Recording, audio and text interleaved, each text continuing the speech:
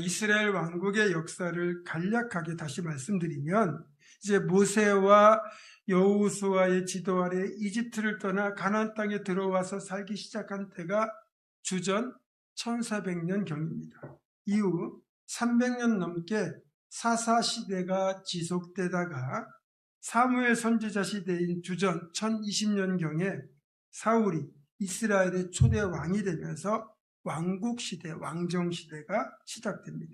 이후 사울과 다윗, 솔로몬 이 세 명의 왕이 이어서 통치하던 통일 이스라엘 왕국 시대를 지나서 솔로몬이 죽고 난 뒤 르호보암 시대에 북왕국 이스라엘과 남왕국 유다로 갈라지고, 이후 그렇게 분열된 상태로 북왕국은 300년, 남왕국은 400년 정도 더 존속하다가 각각 아수르와 바벨론에 의하여 차례대로 멸망하고 맙니다.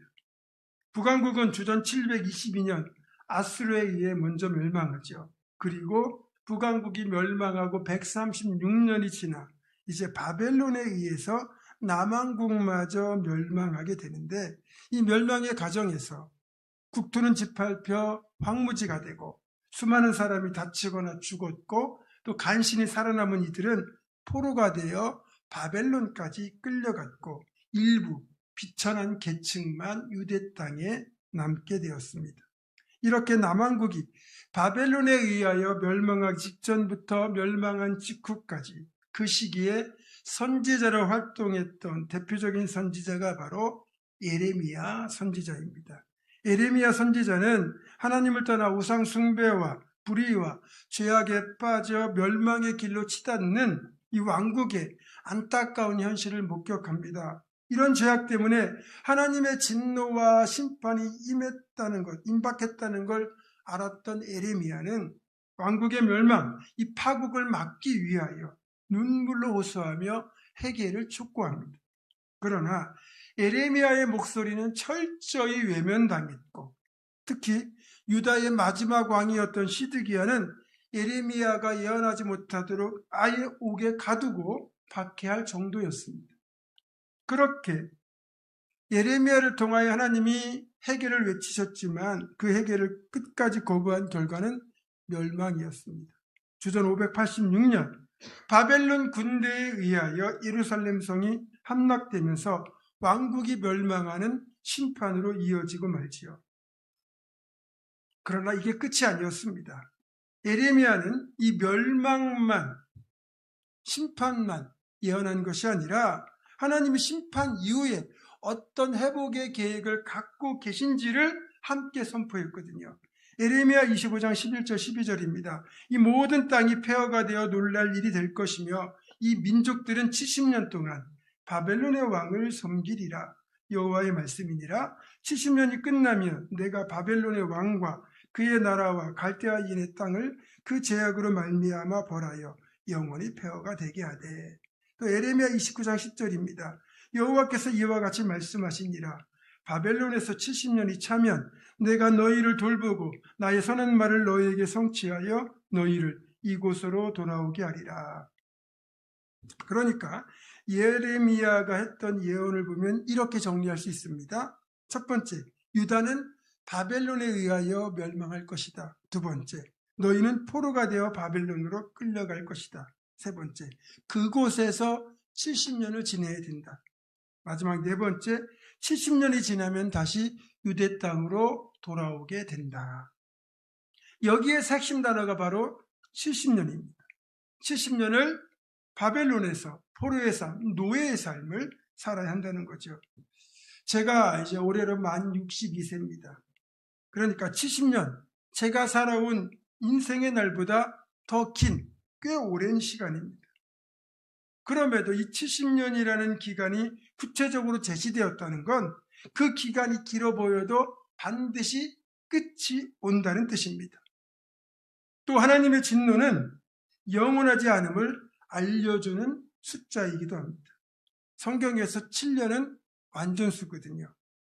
그 7년이 10번 반복되는 70년이란 기간은 죄악으로 오염되고 저주받은 땅이 치유되기 위한 충분한 기간을 의미합니다. 또 사람들의 죄악과 욕심에 의하여 망가진 세상, 그로 인해 진노하신 하나님의 심판이 집행되고 하나님의 진노가 이제 위로로 바뀌기 위한 기간이 70년이라는 거죠. 그러니까 이 70년을 느리거나 줄이거나 하는 것은 사람이 할 수 있는 일이 아닙니다. 이 기간은 하나님이 주관하시는 시간이기 때문에 우리가 할 수 있는 대응은 그 시간을 줄이거나 느리려고 하는 것이 아니라 어떻게 이 시간을 살아낼 것인가 하는 것이 되어야 합니다. 그런데 감사하게도 하나님은 에레미야를 통하여 그 방법까지 알려주셨습니다. 에레미야는 그 70년의 기간에 어떻게 살아야 하는지까지 예언의 내용에 포함을 시켰거든요. 이 내용이 에레미야 29장 5절부터 7절에 나옵니다. 너희는 집을 짓고 거기에 살며 텃밭을 만들고 그 열매를 먹으라. 아내를 맞이하여 자녀를 낳으며 너희 아들이 아내를 맞이하며 너희 딸이 남편을 맞아 그들로 자녀를 낳게 하여 너희가 거기에서 번성하고 줄어들지 아니하게 하라. 너희는 내가 사로잡혀 가게 한 그 성읍의 평안을 구하고 그를 위하여 여호와께 기도하라. 이는 그 성읍이 평안함으로 너희도 평안할 것입니다. 자, 에레미야의 말은 이제 포로로 끌려간 그곳에서 영원히 살 것처럼 생각하고 살라는 겁니다. 에레미야의 말이 맞습니다. 예언대로 하자면 최소 70년을 거기에 살아야 되니까 적어도 나부터 시작해서 아들, 손자까지 3대는 그곳에서 살아야 합니다. 그렇다면 그 성읍이 평안해야 포로로 끌려간 내 삶도 평안할 겁니다. 자, 그런데 감정적으로 생각해 보면 바벨론이 어떤 나라입니까? 유다 왕국을 멸망시키고 나를 머나먼 타국 땅으로 끌고 간 대적이잖아요. 우리가 일본에 의해서 강제적으로 합병되었을 때 여러분이 만약에 그 일본으로 강제로 징용이 되어 끌려가서 중노동을 하는 비참한 삶을 살아야 한다고 가정해 보세요. 여러분 같으면 일본을 위하여, 일본의 평안을 위하여 기도하시겠습니까? 이 원수 같은 일본 놈들 멸망하게 해주세요. 그렇게 기도하지 않겠습니까?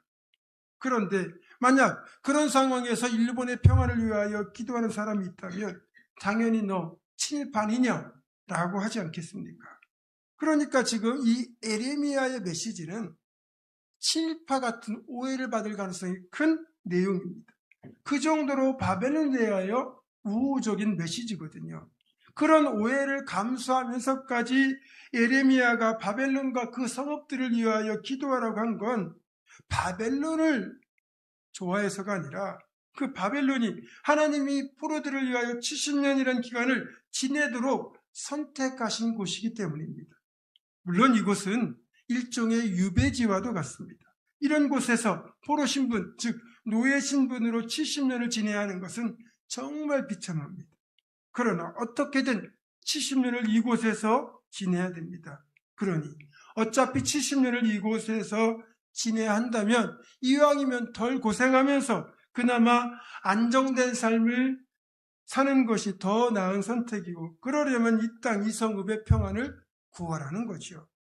그러면서 이렇게 말씀하신 밑바탕에 하나님의 선하신 계획이 담겨 있다는 것을 온전히 신뢰해야 된다고 이어서 말합니다. 왜냐하면 이 멸망, 또 포로로 끌려가는 것, 70년의 유배 생활에 담겨 있는 거기에는 하나님의 마음과 계획이 있기 때문입니다. 에레미야 29장 11절입니다. 여호와의 말씀이니라. 너희를 향한 나의 생각을 내가 아나니 평안이요 재앙이 아니니라. 너희에게 미래와 희망을 주는 것이니라. 아멘.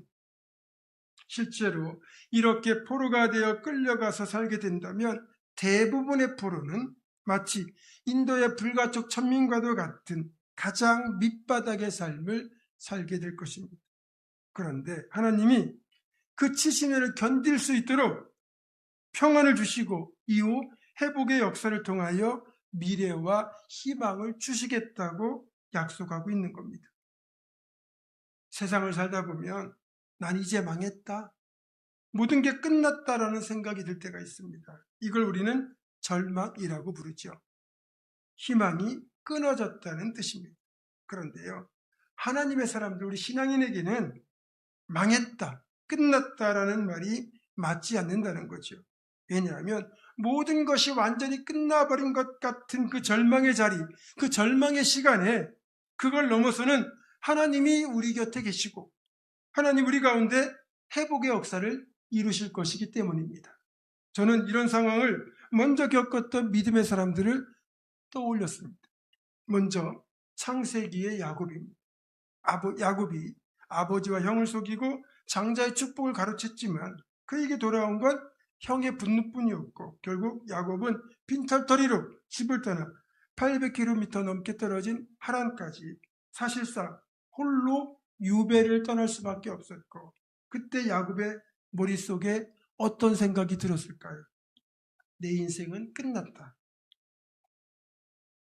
또 요셉도 그렇죠. 17살 되던 해 아버지 심부름으로 세겜에서 양을 치던 형들의 안부를 확인하기 위하여 도단까지 갔는데 이복 형제들에게 배신을 당해 노예로 팔리고 말았습니다.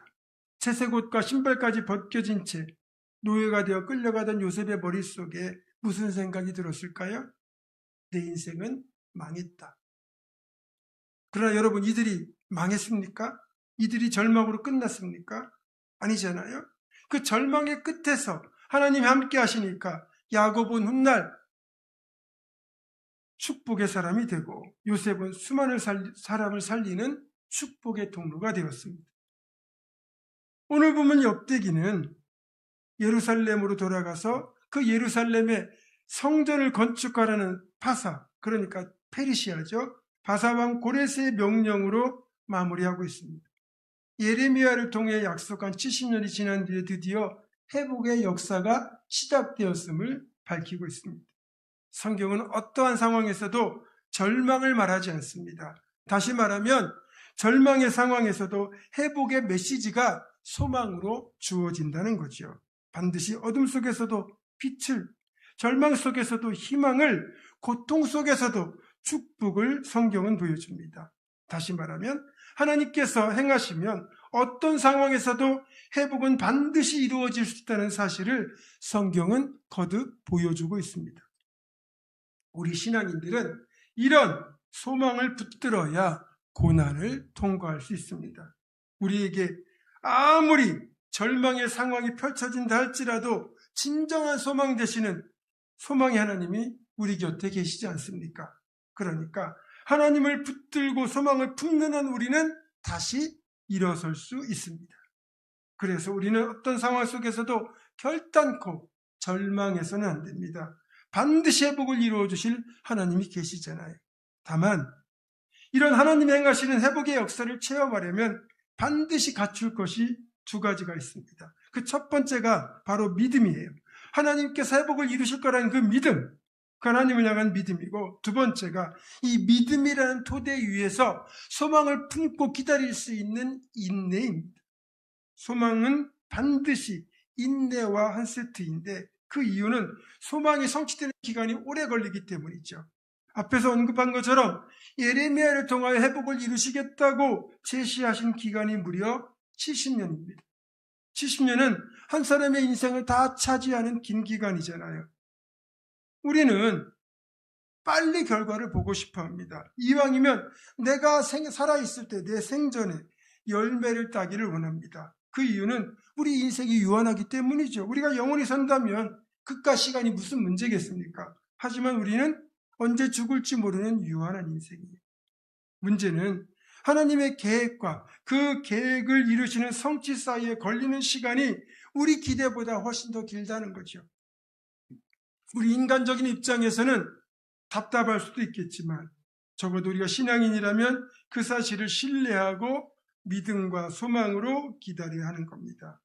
어떤 절망적인 상황을 만나더라도 반드시 우리를 회복시키실 하나님의 신실하신 손길을 믿음으로 붙들고 끝까지 인내해서 소망 가운데 기다린 우리가 되기를 주님의 이름으로 축원합니다.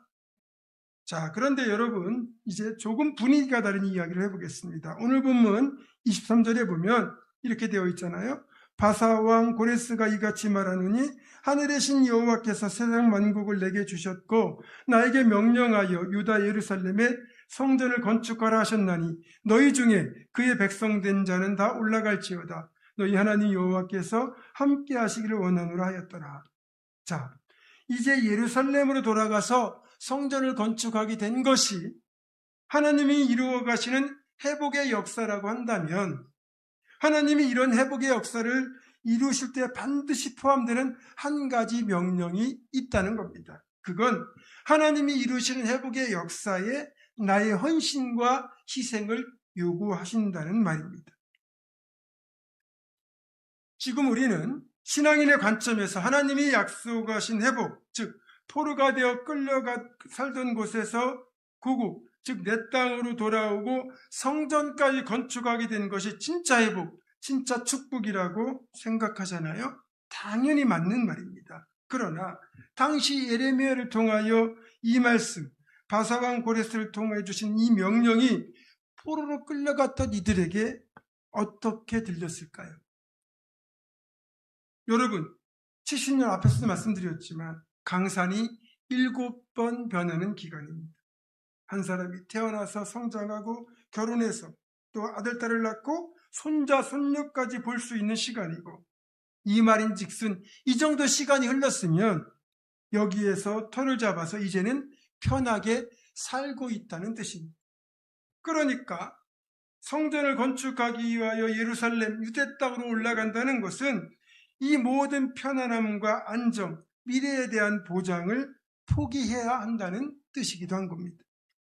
정리하면 예루살렘으로 돌아가라는 이 명령에는 몇 가지가 이미 부담으로 전제되어 있는 겁니다. 어렵사리 정착한 곳을 포기해야 된다. 올라간다고 해서 생계대책이 보장되지 않는다. 안전보장도 없다. 마지막으로 성전 건축, 성벽 건축, 그리고 내 집까지 건축해야 되는 재정적 부담을 감수해야 된다. 이렇게 성전을 건축하겠다고 예루살렘으로 돌아가려면 포기해야 되는 것들이 정말 많습니다. 계산기를 두드려 보면 손해보는 장사입니다. 그래서 회복의 역사에 동참하기가 쉽지 않은 겁니다. 이런 올라가서는 안 될 이유가 많지만 그럼에도 예루살렘으로 돌아가야 될 이유는 딱 한 가지입니다.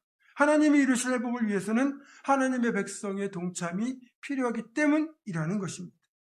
그러니까 하나님의 백성이기에, 내가 하나님의 백성이기에 예루살렘에 올라가야 한다라는 이 이유 하나가 가지 말아야 될 모든 이유를 덮습니다. 그리고 이 사실을 아는 사람만이 하나님의 회복의 역사에 순종으로 동참하죠. 대표적으로 아브라함이 그랬습니다. 창세기 12장에서 하나님께서 아브라함에게 이런 명령을 하시잖아요. 여호와께서 아브라함에게 이르시되 너는 너의 고향과 친척과 아버지의 집을 떠나 내가 내게 보여줄 땅으로 가라.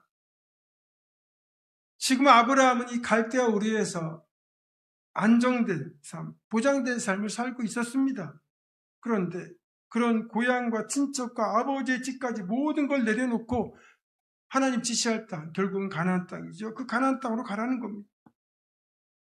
놀랍게도 아브라함은 그 모든 기득권을 포기하고 순종하여 가나안 땅으로 올라갑니다. 창세기 12장 4절에서 5절입니다. 이에 아브라함이 여호와의 말씀을 따라갔고 롯도 그와 함께 갔으며 아브라함이 하란을 떠날 때 75세였더라. 아브라함이 그의 아내 사레와 조카 롯과 하란에서 모은 모든 소유와 얻은 사람들을 이끌고 가나안 땅으로 가려고 떠나서 마침내 가나안 땅에 들어갔더라. 이렇게 아브라함이 다른 모든 것을 포기하고 하나님의 명령에 순종하여 가나안 땅에 들어간 그 최종적인 결과가 어떻게 되었습니까? 하나님은 약속대로 아브라함이 포기한 것과는 비교할 수 없는 엄청난 축복을 주셨습니다. 그래서 아브라함 믿음의 조상이 되고 축복의 통로가 되고 그의 자손들이 가나안 땅을 차지하는 놀라운 은혜를 입었습니다. 말씀을 정리합니다. 수많은 믿음의 선배들이 하나님이 주시는 소망을 붙들고 모든 절망의 순간을 이겨냈습니다. 우리가 각각 다른 고난을 만나고 어려움의 시간을 지나게 되지만 그럼에도 소망이신 하나님을 붙들고 인내하면 반드시 회복의 역사를 이룰 수 있음을 기억하시기 바랍니다. 다음으로 하나님이 이루실 회복의 역사에는 반드시 우리의 동참이 필요하다는 겁니다.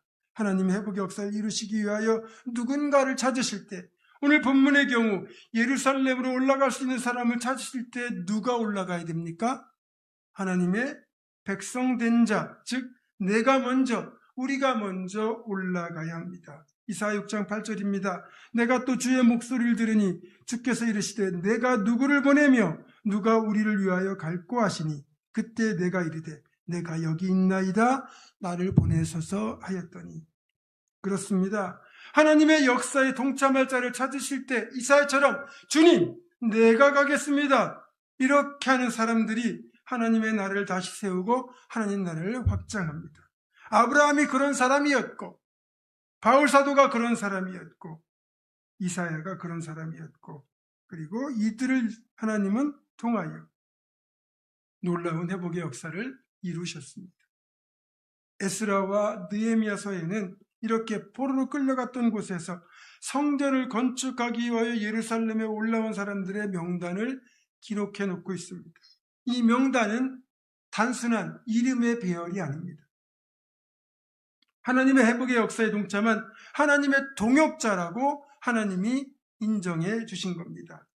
이는 하나님 앞에 가장 큰 상급이요 칭찬이라는 뜻이죠. 사랑하는 성도 여러분, 우리는 구원받은 하나님의 백성들입니다. 하나님의 백성에게는 하나님의 나라를 위하여 감당해야 할 사명, 의무가 있습니다. 올라갈 사람을 찾으시는 하나님의 명령 앞에 주님, 내가 여기 있습니다. 하나님, 내가 가겠습니다로 응답하는 우리가 되기를 주님의 이름으로 축원합니다. 기도하겠습니다.